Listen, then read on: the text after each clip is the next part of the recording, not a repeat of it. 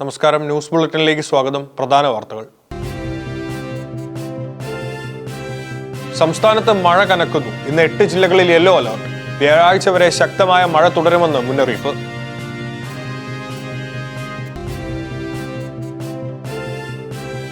Police സ്റ്റേഷനിൽ പ്രതികളുടെ ഓണാഘോഷം. ഗുരുതര വീഴ്ച. 6 ഉദ്യോഗസ്ഥർക്കെതിരെ നടപടി.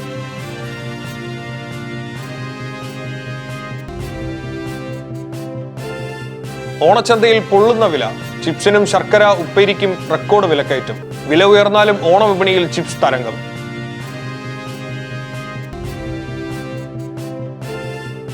LDF-ൽ പോര് രൂക്ഷം. ബിനോയ് വിശ്വത്തിന് ഉടൻ മറുപടി നൽകേണ്ടെന്ന് CPM തീരുമാനം. CPIയെ അനുനയിപ്പിക്കാൻ മുൻകൈ എടുക്കില്ല.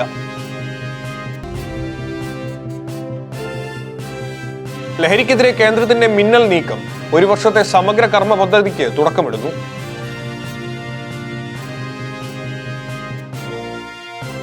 വാർത്തകൾ വിശദമായി. ബംഗാൾ ഉൾക്കടലിൽ പുതിയ ന്യൂനമർദ്ദം രൂപപ്പെട്ടതിനെ തുടർന്ന് സംസ്ഥാനത്ത് വ്യാഴാഴ്ച വരെ മഴ കനക്കുമെന്ന് കേന്ദ്ര കാലാവസ്ഥാ വകുപ്പ്. ഇന്ന് 8 ജില്ലകളിൽ യെല്ലോ അലർട്ട് പ്രഖ്യാപിച്ചു. സംസ്ഥാനത്ത് വരും ദിവസങ്ങളിലും മഴ തീവ്രമാകുമെന്ന് കേന്ദ്ര കാലാവസ്ഥാ വകുപ്പിന്റെ മുന്നറിയിപ്പ്. ബംഗാൾ ഉൾക്കടലിൽ രൂപം കൊണ്ട പുതിയ ന്യൂനമർദ്ദത്തിന്റെ ഫലമായി ഓഗസ്റ്റ് 27 വ്യാഴാഴ്ച വരെ സംസ്ഥാനത്തുടനീളം ശക്തമായ മഴ തുടരാൻ സാധ്യതയുണ്ട്. ഇതിന്റെ പശ്ചാത്തലത്തിൽ ഇന്ന് സംസ്ഥാനത്ത് 8 ജില്ലകളിൽ യെല്ലോ അലർട്ട് പ്രഖ്യാപിച്ചിരിക്കുകയാണ്. പത്തനംതിട്ട, ആലപ്പുഴ, കോട്ടയം, എറണാകുളം, ഇടുക്കി, തൃശൂർ, കണ്ണൂർ, കാസർഗോഡ് എന്നീ ജില്ലകളിലാണ് ഇന്ന് യെല്ലോ അലർട്ട് പ്രഖ്യാപിച്ചിട്ടുള്ളത്. നാളെ കോട്ടയം, എറണാകുളം, ഇടുക്കി ജില്ലകളിലും ശക്തമായ മഴ മുന്നറിയിപ്പ് നൽകിയിട്ടുണ്ട്. വടക്കു പടിഞ്ഞാറൻ ബംഗാൾ ഉൾക്കടലിൽ ഉടലെടുത്ത ന്യൂനമർദ്ദം വരും ദിവസങ്ങളിൽ കൂടുതൽ കരുത്താർജിക്കുമെന്നാണ് കാലാവസ്ഥാ നിരീക്ഷണ കേന്ദ്രത്തിന്റെ വിലയിരുത്തൽ. പ്രത്യേകിച്ച് മലയോര മേഖലകളിൽ മഴ അതിശക്തമാകാൻ സാധ്യതയുള്ളതിനാൽ ഇവിടുള്ളവർ തീവ്ര ജാഗ്രത പുലർത്തണമെന്ന് അധികൃതർ നിർദ്ദേശിക്കുന്നു. അതേസമയം തീരദേശ മേഖലകളിലും സ്ഥിതി സങ്കീർണമാണ്. കേരള, കർണാടക, ലക്ഷദ്വീപ് തീരങ്ങളിൽ മത്സ്യബന്ധനത്തിന് പൂർണ്ണ വിലക്ക് ഏർപ്പെടുത്തി. തീരപ്രദേശങ്ങളിൽ മണിക്കൂറിൽ 40 മുതൽ 50 കിലോമീറ്റർ വരെയും ചില അവസരങ്ങളിൽ പരമാവധി 60 കിലോമീറ്റർ വരെയും വേഗതയിൽ ശക്തമായ കാറ്റിനും മോശം കാലാവസ്ഥയ്ക്കും സാധ്യതയുണ്ട്. കൂടാതെ കള്ളക്കടൽ പ്രതിഭാസത്തിന്റെ ഭാഗമായി കേരള തീരത്ത് ഇന്ന് രാത്രി 11:30 വരെ 0.9 മീറ്റർ മുതൽ 1.3 മീറ്റർ വരെ ഉയർന്ന തിരമാലകൾക്കും കടലാക്രമണത്തിനും സാധ്യതയുണ്ടെന്ന് ദേശീയ സമുദ്ര വിവര വിശകലന കേന്ദ്രം അറിയിച്ചു. ED ഉദ്യോഗസ്ഥരെ ആക്രമിച്ച പ്രതികൾ മ്യൂസിയം പോലീസ് സ്റ്റേഷനിൽ ഓണാഘോഷവും റീൽസും സംഘടിപ്പിച്ച സംഭവത്തിൽ 6 പോലീസുകാർക്കെതിരെ അച്ചടക്ക നടപടിക്ക് ശുപാർശ. CIയുടെ ഒത്താശയോടെയാണ് ഓണാഘോഷം നടന്നതെന്ന് കണ്ടെത്തൽ. ED ഉദ്യോഗസ്ഥരെ ആക്രമിച്ച കേസിലെ പ്രതികൾ തിരുവനന്തപുരം മ്യൂസിയം പോലീസ് സ്റ്റേഷനുള്ളിൽ ഓണാഘോഷം സംഘടിപ്പിച്ച സംഭവത്തിൽ 6 പോലീസ് ഉദ്യോഗസ്ഥർക്കെതിരെ അച്ചടക്ക നടപടിക്ക് ശുപാർശ ചെയ്തു. തിരുവനന്തപുരം സിറ്റി പോലീസ് കമ്മീഷണർ സംസ്ഥാന പോലീസ് മേധാവിക്ക് സമർപ്പിച്ച പ്രാഥമിക അന്വേഷണ റിപ്പോർട്ടിലാണ് ഉദ്യോഗസ്ഥരുടെ ഭാഗത്തു നിന്നുണ്ടായ ഗുരുതരമായ സുരക്ഷാ വീഴ്ചയും അനാസ്ഥയും വ്യക്തമാക്കുന്നത്. അന്വേഷണ റിപ്പോർട്ടിന്റെ അടിസ്ഥാനത്തിൽ സംഭവം നടക്കുമ്പോൾ സ്റ്റേഷൻ ഡ്യൂട്ടിയിലുണ്ടായിരുന്ന 6 പോലീസുകാരെയും ഉടൻ തന്നെ ചുമതലകളിൽ നിന്ന് മാറ്റി നിർത്തും. കേസിലെ ജാമ്യവ്യവസ്ഥ യുടെ ഭാഗമായി പോലീസ് സ്റ്റേഷനിൽ ഒപ്പിടാൻ എത്തിയതായിരുന്നു പ്രതികൾ. ഈ സമയത്താണ് പോലീസ് സ്റ്റേഷൻ വളപ്പിൽ ഓണാഘോഷത്തിന്റെ ഭാഗമായി കെട്ടിയ ഊഞ്ഞാലിൽ പ്രതികൾ ആടുകയും ഇതിന്റെ ദൃശ്യങ്ങൾ റീൽസായി ചിത്രീകരിച്ച് സാമൂഹിക മാധ്യമങ്ങളിൽ പ്രചരിപ്പിക്കുകയും ചെയ്തത്. പോലീസ് ഉദ്യോഗസ്ഥർ ധരിച്ച യൂണിഫോമിന് സമാനമായി നീല ഷർട്ടും വെളുത്ത മുണ്ടും ധരിച്ചാണ് പ്രതികൾ സ്ഥലത്തെത്തി ഊഞ്ഞാലാട്ടവും വീഡിയോ ചിത്രീകരണവും നടത്തിയത്. സ്റ്റേഷന്റെ ചുമതല വഹിക്കുന്ന CI R പ്രശാന്തിന്റെ പൂർണ്ണ അറിവോടെയും ഒത്താശയോടുമാണ് പ്രതികൾക്ക് ഇത്തരം ആഘോഷങ്ങളിൽ പങ്കെടുക്കാൻ സൗകര്യമൊരുക്കിയതെന്ന് സ്പെഷ്യൽ ബ്രാഞ്ച് നടത്തിയ അന്വേഷണത്തിൽ കണ്ടെത്തിയിട്ടുണ്ട്. അതീവ സുരക്ഷ പുലർത്തേണ്ട പോലീസ് സ്റ്റേഷനുള്ളിൽ വെച്ച് ഗുരുതര കുറ്റകൃത്യങ്ങളിൽ ഉൾപ്പെട്ട പ്രതികൾക്ക് ആഘോഷങ്ങൾ നടത്താൻ അവസരമൊരുക്കിയത് പോലീസ് സേനയ്ക്ക് ആകെ വലിയ നാണക്കേടുണ്ടാക്കിയതോടെയാണ് സംസ്ഥാന പോലീസ് മേധാവി അടിയന്തര അന്വേഷണത്തിന് ഉത്തരവിട്ടത്. സ്പെഷ്യൽ ബ്രാഞ്ചിന്റെ വിശദമായ അന്വേഷണം കേസിൽ തുടരുകയാണ്. ഓണസദ്യയിലെ പ്രധാന വിഭവങ്ങളായ ചിപ്സിനും ശർക്കര ഉപ്പേരിക്കും ഓണവിപണിയിൽ റെക്കോർഡ് വിലക്കയറ്റം. നാടൻ കായ ലഭ്യത കുറഞ്ഞതോടെ പ്രീമിയം ചിപ്സിന് കിലോയ്ക്ക് 560 രൂപയും ശർക്കര ഉപ്പേരിക്ക് 520 രൂപയും വരെയുമാണ് ഇപ്പോഴത്തെ വില. ഓണം അടുത്തെത്തിക്കഴിഞ്ഞാൽ മലയാളിക്ക് ഒഴിവാക്കാൻ പറ്റാത്ത ചിലതുണ്ട്. അതിൽ പ്രധാനിയാണ് തൂശനിലയിൽ ആദ്യം വിളമ്പുന്ന ഏത്തയ്ക്ക ചിപ്സും ശർക്കര ഉപ്പേരിയും. സദ്യയുടെ തുടക്കത്തിൽ ഒന്ന് കുറിക്കാൻ ഈ വിഭവങ്ങൾ ഉണ്ടെങ്കിൽ മാത്രമേ മലയാളിയുടെ ഓണം പൂർണ്ണമാകൂ. എന്നാൽ ഇത്തവണ ഓണവിപണിയിൽ ചിപ്സിനും ഉപ്പേരിക്കും പൊള്ളുന്ന വിലയാണ്. ഇത്തവണ പ്രീമിയം ഏത്തയ്ക്ക ചിപ്സിന് കിലോയ്ക്ക് 560 രൂപ വരെയും ശർക്കര ഉപ്പേരിക്ക് കിലോയ്ക്ക് 520 രൂപ വരെയും ഉയർന്നിട്ടുണ്ട്. സദ്യയ്ക്ക് പ്രധാനമായി ഉപയോഗിക്കുന്ന മുറിച്ച ചിപ്സിന്റെ, അതായത് അതായത് കായ ഉപ്പേരിയുടെ വില 600 രൂപയും കടന്നിരിക്കുകയാണ്. കടകളിൽ ഓണക്കാലത്ത് കച്ചവടം പൊടിപൊടിക്കുകയാണ്. നാടൻ കായ ലഭ്യത കുറഞ്ഞതാണ് ഇത്തവണ പ്രധാന തിരിച്ചടിയായത്. അതിനാൽ തമിഴ്നാട്ടിലെ മേട്ടുപ്പാളയത്ത് നിന്നുമാണ് ഇപ്പോൾ പ്രധാനമായും പച്ചക്കായ എത്തുന്നതും കടകളിൽ ഉപയോഗിക്കുന്നതും. മേട്ടുപ്പാളയം കായയുടെ മൊത്തവില കിലോയ്ക്ക് 65 മുതൽ 70 രൂപ വരെയാണ്. ഓണത്തിന് മുന്നോടിയായി ഓഫീസുകളിലും ബാങ്കുകളിലും നടക്കുന്ന ആഘോഷങ്ങളിലേക്ക് ആദ്യമേ തന്നെ വലിയ ഓർഡറുകളാണ് എത്തുന്നത്. ഇതുകൂടാതെ നമ്മുടെ ചിപ്സ് ഇപ്പോൾ കേരളത്തിന് പുറത്തേക്കും യാത്ര തിരിക്കുകയാണ്. രാജസ്ഥാനിലെ ജയ്പൂരിലേക്കും അസമിലെ ഗുവാഹട്ടിയിലേക്കും വരെ ഇവിടെ നിന്നും ചിപ്സും ഉപ്പേരിയും കയറ്റി അയക്കുന്നുണ്ട്. ഓഫീസ് ആഘോഷങ്ങൾ കഴിയുന്നതോടെ വീടുകളിലേക്കുള്ള വിൽപ്പന കൂടി തകൃതിയാകുന്നതോടെ ചിപ്സ് വിപണിയിൽ ഇനിയും കോടികളുടെ ബിസിനസ് നടക്കുമെന്നാണ് വ്യാപാരികൾ പ്രതീക്ഷിക്കുന്നത്. CPI സംസ്ഥാന സെക്രട്ടറി ബിനോയ് വിശ്വത്തിന്റെ പ്രസ്താവനയ്ക്ക് പരസ്യ മറുപടി നൽകേണ്ടതില്ലെന്ന് CPIM തീരുമാനം. CPIയെ കൂടുതൽ പ്രകോപിപ്പിക്കേണ്ടതില്ലെന്നും ആവശ്യമെങ്കിൽ പ്രതിപക്ഷ നേതാവ് പിണറായി വിജയൻ തന്നെ മറുപടി പറയട്ടെ എന്നുമാണ് ധാരണ.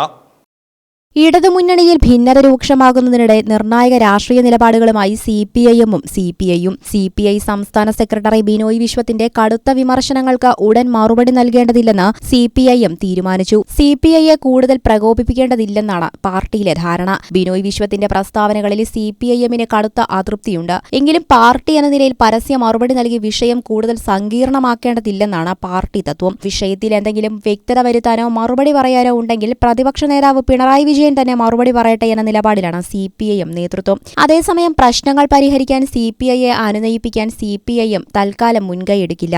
വരുന്ന CPIM സെക്രട്ടേറിയറ്റ് യോഗത്തിൽ ഈ വിഷയം വിശദമായി ചർച്ച ചെയ്യും. നിയമസഭയിലെ പ്രതിപക്ഷ ഉപനേതാവ് പദവിയെ ചൊല്ലിയാണ് മുന്നണിയിൽ പുതിയ തർക്കങ്ങൾക്ക് തുടക്കമായത്. പ്രതിപക്ഷ ഉപനേതാവ് സ്ഥാനം CPIM-നാണെന്നും ഉപനേതാവിന്റെ പേരുള്ള കത്ത് ഉടൻ തന്നെ സ്പീക്കർക്ക് കൈമാറുമെന്നും പിണറായി വിജയൻ വ്യക്തമാക്കിയിരുന്നു. എന്നാൽ ഈ പ്രസ്താവന പുറത്തുവന്നതിനു പിന്നാലെ രൂക്ഷമായ ഭാഷയിലാണ് ബിനോയ് വിശ്വം പ്രതികരിച്ചത്. പിണറായി വിജയന്റെ പ്രസ്താവന അദ്ദേഹത്തിന്റെ പദവിക്കും രാഷ്ട്രീയ പക്വതയ്ക്കും നിരക്കാത്തതാണെന്ന് ബിനോയ് വിശ്വം തുറന്നടിച്ചു. ഇതോടെയാണ് മുന്നണിയിൽ പരസ്യമായ പോരുടലെടുത്തത്. പ്രതിപക്ഷ ഉപനേതാവ് പദവിയിൽ വിട്ടുവീഴ്ചയില്ലാത്ത കടുത്ത നിലപാടിലേക്ക് നീങ്ങാനാണ് CPIയുടെ തീരുമാനം. ഇതിന്റെ ഭാഗമായി LDF-ന്റെ പൊതുപരിപാടികളിൽ നിന്നും യോഗങ്ങളിൽ നിന്നും വിട്ടുനിൽക്കുന്നതിനെക്കുറിച്ച് CPI നേതൃത്വം ആലോചിക്കുന്നുണ്ട്. പാർട്ടിയുടെ അഭിമാനവും ആത്മാഭിമാനവും പണയം വെച്ചുകൊണ്ട് മുന്നണി ബന്ധവുമായി മുന്നോട്ടു പോകേണ്ടതില്ലെന്നാണ് CPIയിലെ പൊതുവികാരം. പിണറായി വിജയന്റെ പ്രവർത്തന ശൈലിയോട് യോജിക്കാൻ കഴിയില്ലെന്ന ശക്തമായ നിലപാടിലാണ് ഒരു വിഭാഗം നേതാക്കൾ. തിരഞ്ഞെടുപ്പിലെ തിരിച്ചടികൾക്ക് ശേഷവും ശൈലി മാറ്റാൻ CPIM തയ്യാറാകുന്നില്ല എന്നതിന്റെ ഉദാഹരണമാണ് ഏകപക്ഷീയമായ ഇത്തരം പ്രസ്താവനകളെന്നാണ് CPIയുടെ വിലയിരുത്തൽ. മയക്കുമരുന്ന് മാഫിയകൾക്കെതിരെ കടുത്ത നടപടിയുമായി കേന്ദ്ര സർക്കാരും NCBയും 365 ദിവസത്തെ 24 പ്രത്യേക ഓപ്പറേഷനുകൾ ഉൾപ്പെടുത്തിയിട്ടുള്ള സമഗ്ര കർമ്മ പദ്ധതിക്ക് ആഭ്യന്തര മന്ത്രാലയം പ്രഖ്യാപിച്ചു. രാജ്യത്തെ മയക്കുമരുന്ന് ശൃംഖലകളെ അടിമുടി തകർക്കുക എന്ന ലക്ഷ്യത്തോടെ കേന്ദ്ര സർക്കാരും നർക്കോട്ടിക്സ് കൺട്രോൾ ബ്യൂറോയും ചേർന്ന് തയ്യാറാക്കിയ ഒരു വർഷത്തെ സമഗ്ര കർമ്മ പദ്ധതിക്ക് കേന്ദ്ര ആഭ്യന്തര മന്ത്രാലയം തുടക്കമിടുന്നു. 2026 സെപ്റ്റംബർ 1 മുതൽ 2027 വരെ നീളുന്ന ഈ പദ്ധതിയിൽ 365 ദിവസത്തിനിടെ ഓരോ 15 ദിവസത്തിലും കൃത്യമായ വിഷയം കേന്ദ്രീകരിച്ച് 24 പ്രത്യേക പ്രതിരോധ നീക്കങ്ങളാണ് നടപ്പിലാക്കുന്നത്. മയക്കുമരുന്ന് വിതരണ ശൃംഖലകൾ വിച്ഛേദിക്കുക, ഒളിവിൽ കഴിയുന്ന കുറ്റവാളികളെ പിടികൂടാൻ പ്രത്യേക ലുക്കൌട്ട് ഡ്രൈവുകൾ ആരംഭിക്കുക, മെഡിക്കൽ ഷോപ്പുകളിലൂടെ ഡോക്ടറുടെ കുറിപ്പില്ലാതെ വിൽക്കുന്ന ഔഷധ മരുന്നുകളുടെ വഴിതിരിച്ചുവിടൽ തടയുക, നിയമവിരുദ്ധമായ പ്രവർത്തനങ്ങളിൽ ഏർപ്പെടുന്ന വിദേശികളെ കണ്ടെത്തി നാടുകടത്തുക എന്നിവയാണ് ഇതിന്റെ പ്രധാന ലക്ഷ്യങ്ങൾ. കുറ്റവാളികൾ തടവറയ്ക്കുള്ളിലിരുന്ന് ലഹരി വ്യാപാരം നിയന്ത്രിക്കുന്നത് തടയാൻ സംസ്ഥാന പോലീസുമായി ചേർന്ന് രാജ്യത്തെ പ്രധാന ജില്ലകളിൽ മിന്നൽ പരിശോധനകൾ നടത്തുന്നതിനോടൊപ്പം തുറമുഖങ്ങൾ, അന്താരാഷ്ട്ര വിമാനത്താവളങ്ങൾ, കരാതിർത്തികൾ, തീരദേശ മേഖലകൾ എന്നിവ കേന്ദ്രീകരിച്ച് സംയുക്ത സുരക്ഷാ നിരീക്ഷണവും തീരദേശങ്ങളിൽ ബോധവൽക്കരണ പരിപാടികളും സംഘടിപ്പിക്കും. കേരളത്തിൽ നിലവിലുള്ള ഓപ്പറേഷൻ തൂഫാൻ പോലുള്ള ശക്തമായ തീരദേശ നടപടികളുടെ തുടർച്ചയായി കേന്ദ്രതലത്തിലെത്തുന്ന ഈ ബൃഹത്തായ പദ്ധതിയിലൂടെ രാജ്യത്തെ യുവതലമുറയെ ലഹരിയുടെ പിടിയിൽ നിന്ന് മോചിപ്പിച്ച് ഇന്ത്യയെ പൂർണ്ണമായും ലഹരി വിമുക്തമാക്കാനാണ് കേന്ദ്ര സർക്കാർ ലക്ഷ്യമിടുന്നത്. വാഹന മോഡിഫിക്കേഷനുകൾക്കെതിരെ നിലപാട് കടുപ്പിച്ച് കേരള ഹൈക്കോടതി. കേന്ദ്ര മോട്ടോർ വാഹന ചട്ടങ്ങളും സുരക്ഷാ മാനദണ്ഡങ്ങളും ലംഘിക്കുന്ന അതിതീവ്ര ലൈറ്റുകൾ, സ്ട്രോബ് ലൈറ്റുകൾ, വീൽ സ്പേസറുകൾ, ഫ്ലെയിം കിറ്റുകൾ എന്നിവ ഘടിപ്പിക്കുന്നവർക്കെതിരെ കർശന നടപടി സ്വീകരിക്കാൻ കോടതി ഉത്തരവിട്ടു. വാഹനങ്ങളിലെ അനധികൃത മോഡിഫിക്കേഷനുകൾക്കെതിരെ നിലപാട് കടുപ്പിച്ച് കേരള ഹൈക്കോടതി. റോഡിലെ മറ്റ് യാത്രക്കാരുടെയും കാൽനട യാത്രക്കാരുടെയും ജീവന് ഭീഷണിയാകുന്ന നിയമവിരുദ്ധ മാറ്റങ്ങൾക്കെതിരെ കർശന നടപടി സ്വീകരിക്കണമെന്ന് കോടതി നിർദ്ദേശിച്ചു. കേന്ദ്ര മോട്ടോർ വാഹന ചട്ടങ്ങൾ ലംഘിച്ചുള്ള ഒരു മോഡിഫിക്കേഷനും അനുവദിക്കില്ലെന്ന് ഹൈക്കോടതി വ്യക്തമാക്കി. സംസ്ഥാനത്ത് വാഹനങ്ങളിൽ അനധികൃതമായി ഘടിപ്പിക്കുന്ന അതിതീവ്ര പ്രകാശമുള്ള ലൈറ്റുകൾ, റെഡ് ബ്ലൂ സ്ട്രോബ് ലൈറ്റുകൾ, മൾട്ടി കളർ ലൈറ്റുകൾ എന്നിവയ്ക്കെതിരെ ശക്തമായ നടപടി വേണമെന്ന് ഡിവിഷൻ ബെഞ്ച് ഉത്തരവിട്ടു. Justice Anil K Narendran, justice S Muralikrishna എന്നിവരടങ്ങിയ ബെഞ്ചാണ് ഈ നിർണായക ഉത്തരവ് പുറപ്പെടുവിച്ചത്. എതിർദിശയിൽ നിന്ന് വരുന്ന ഡ്രൈവർമാരുടെ കാഴ്ചയെ പൂർണ്ണമായി മറയ്ക്കുന്ന രീതിയിലാണ് ഇത്തരം ഹൈ ഇന്റൻസിറ്റി ലൈറ്റുകളും ഓക്സിലറി ലൈറ്റുകളും പ്രവർത്തിക്കുന്നത്. ഇത് ഡ്രൈവർമാരുടെ പ്രതികരണ സമയം കുറയ്ക്കുകയും ദൂരം കൃത്യമായി വിലയിരുത്തുന്നതിലും ലൈൻ നിയന്ത്രിക്കുന്നതിലും ബുദ്ധിമുട്ടുണ്ടാക്കുകയും ചെയ്യുന്നു.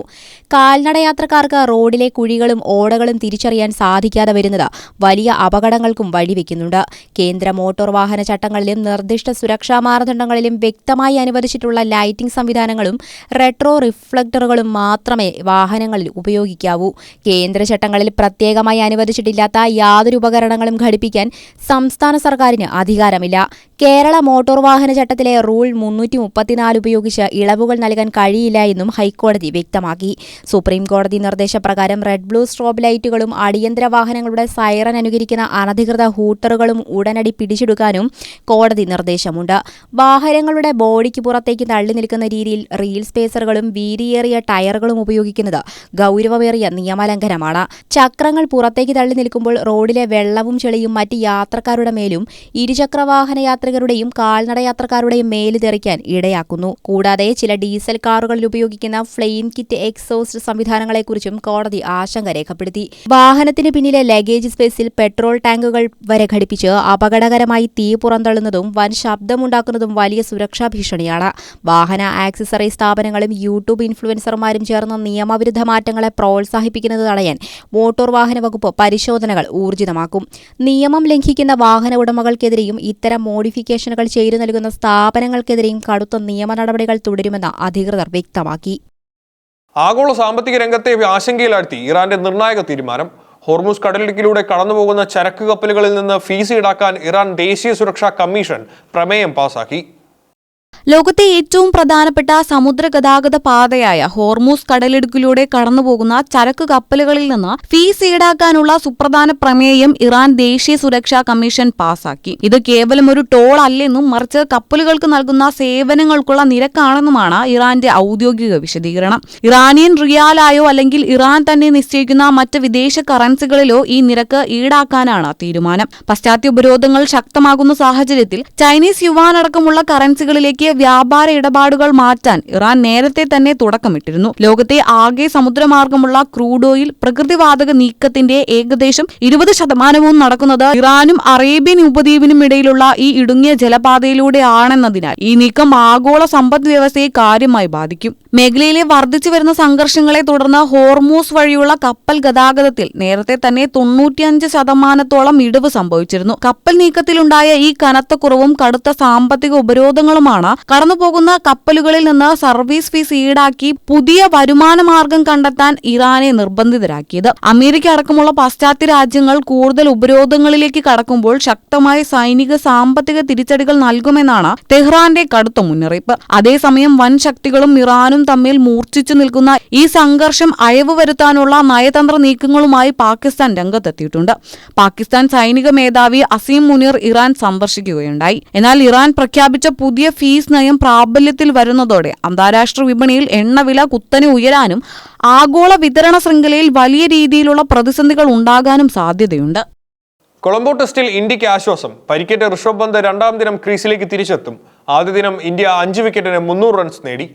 കൊളംബോ ടെസ്റ്റിൽ ഒന്നാം ദിന ബാറ്റിംഗിനിടെ പരിക്കേറ്റ് റിട്ടയർഡ് ഹാൾട്ടറായി മാറിയ wicket keeper batter Rishabh Pant രണ്ടാം ദിനം ക്രീസിലേക്ക് തിരിച്ചെത്തുമെന്ന് Indian batting coach Sitanshu Kotak അറിയിച്ചു. മത്സരത്തിന്റെ 58-ാം ഓവറിൽ ലിഹാരു കുമാരയുടെ ഷോട്ട് പുൾ ചെയ്യാനുള്ള ശ്രമത്തിനിടെ ഋഷഭിന്റെ ഇടത് കൈത്തണ്ടയ്ക്ക് പരിക്കേൽക്കുകയും മൈതാനത്ത് വെച്ച് തന്നെ ഫിസിയോ പ്രാഥമിക ചികിത്സ നൽകിയെങ്കിലും അസ്വസ്ഥത തുടർന്നതിനെ തുടർന്ന് താരം ഗ്രൗണ്ട് വിടുകയുമായിരുന്നു. എന്നാൽ ആരാധകരുടെ ആശങ്കകൾ അകറ്റി താരം പൂർണ്ണ ഫിറ്റാണെന്നും ഇന്നിംഗ്സ് പുനരാരംഭിക്കുമെന്നും കോച്ച് വ്യക്തമാക്കിയതോടെ ആദ്യ ദിനം കളി അവസാനിക്കുമ്പോൾ 5 വിക്കറ്റ് നഷ്ടത്തിൽ 300 റൺസ് എന്ന ശക്തമായ നിലയിൽ നിൽക്കുന്ന ഇന്ത്യക്ക് അത് വലിയൊരു ആശ്വാസമായി മാറി.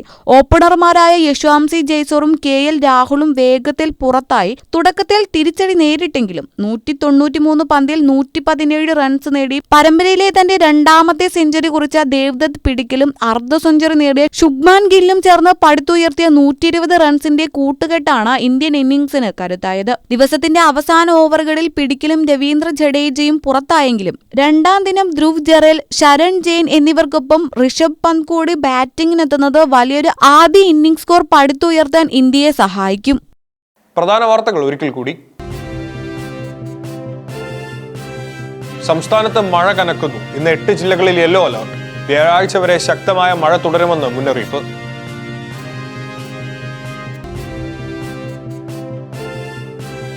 പോലീസ് സ്റ്റേഷനിൽ പ്രതികളുടെ ഓണാഘോഷം. ഗുരുതര വീഴ്ച. 6 ഉദ്യോഗസ്ഥർക്കെതിരെ നടപടി.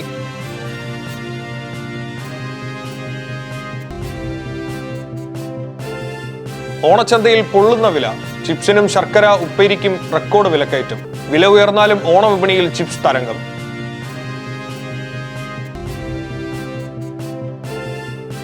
LDFിൽ പോര് രൂക്ഷം. ബിനോയ് വിശ്വത്തിന് ഉടൻ മറുപടി നൽകേണ്ടെന്ന് CPM തീരുമാനം. CPIയെ അനുനയിപ്പിക്കാൻ മുൻകൈ എടുക്കില്ല.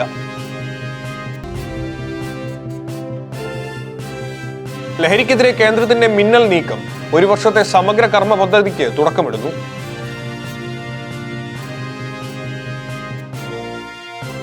വാർത്താ ബുള്ളറ്റിൻ പൂർണ്ണമാകുന്നു. നന്ദി.